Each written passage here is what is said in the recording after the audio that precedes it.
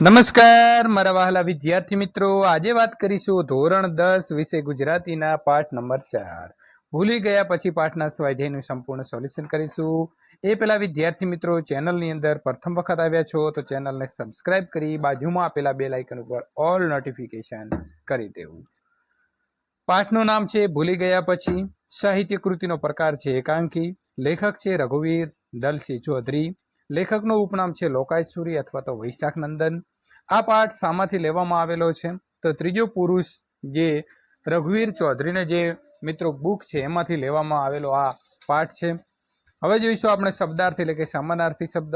પ્રતિકાર તો સામનો, અણધારી તો ઓચિંતી, નૈસર્ગિક તો કુદરતી, શૌર્ય તો બહાદુરી અથવા વીરતા, શુષ્ક તો નીરસ, ગોપિત તો છુપી, તથ્ય તો હકીકત, રજા તો મરજી અથવા ઈચ્છા, બુલંદ તો ભવ્ય અથવા ઊંચી યોગ્યતા વાળું, શાસ્ત્ર તો એક મહાન ફ્રેન્ચ વિચારક જે હતા એમનું નામ છે।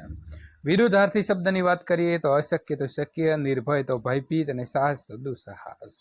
રૂઢિપ્રયોગની અંદર હૃદય છલકાઈ જવું તો આનંદિત થઈ ઉઠવું, શિખરો સર કરવા તો સફળતા પ્રાપ્ત કરવી અને ધ્વજ ફરકાવવો એટલે કે વિજય મેળવવો।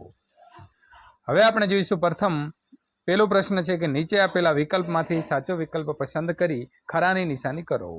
મનીષા દેસાઈએ સુરતી કુટુંબને કોના હુમલાથી બચાવેલું હતું? તો વિદ્યાર્થી મિત્રો, રીંછના હુમલાથી બચાવ્યું હતું। નરેને કઈ તાલીમ જે છે તે મેળવી હતી? તો વન સંરક્ષણ માટેની તાલીમ નરેને મેળવી હતી। પ્રશ્ન નંબર 2, એક વાક્યમાં ઉત્તર આપો।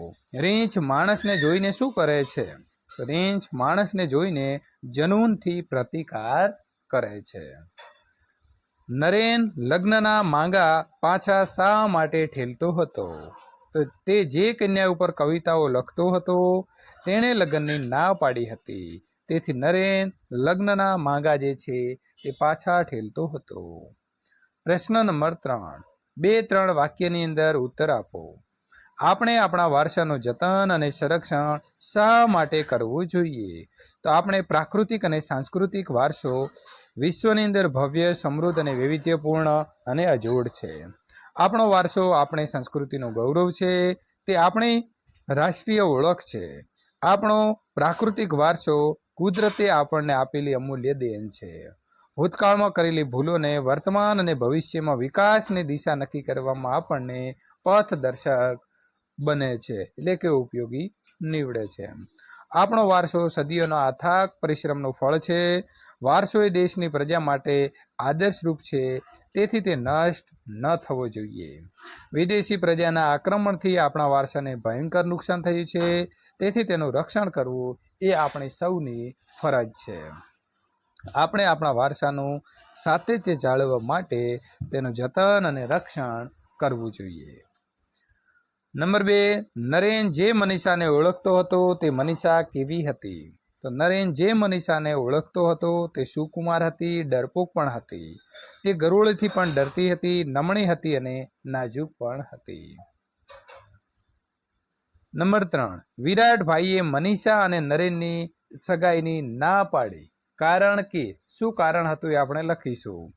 તો મનીષાના પિતા વિરાટભાઈએ મનીષા અને નરેનની સગાઈની ના પાડી, કારણ કે વિરાટભાઈ જાણતા હતા કે તેમની દીકરી મનીષા નમણી, નાજુક અને ડરપોક છે। મનીષા નાની ગરોળીથી પણ ડરી જતી હતી, તો જો સિંહની એકાદ ત્રાણ સાંભળશે તો તે મરી જશે અને નરેનને વિધુરનું જીવન જીવવું પડશે। પ્રશ્ન નંબર 4, 7-8 લીટીમાં ઉત્તર લખો। મનીષાનું પાત્ર ચિત્રણ કૃતિના આધારે લખો। તો ભૂલી ગયા પછી આ કૃતિ એકાંકી છે। તેમાં મનીષાની નારી શક્તિનો મહિમા અને સમગ્ર નાટ્ય વસ્તુના કેન્દ્રમાં છે। લેખક મનીષાના પાત્ર દ્વારા નારી શક્તિનો મહિમા કર્યો છે। મનીષા પ્રકૃતિએ નમણી, નાજુક અને ડરપોક છે, જો કે તે આત્મબળે તેમજ પુરુષાર્થથી તે સફળતાનું શિખર પ્રાપ્ત કરે છે। વિરાટભાઈ એક શિકારી છે અને તેની એક પુત્રી છે, તેનું નામ મનીષા છે।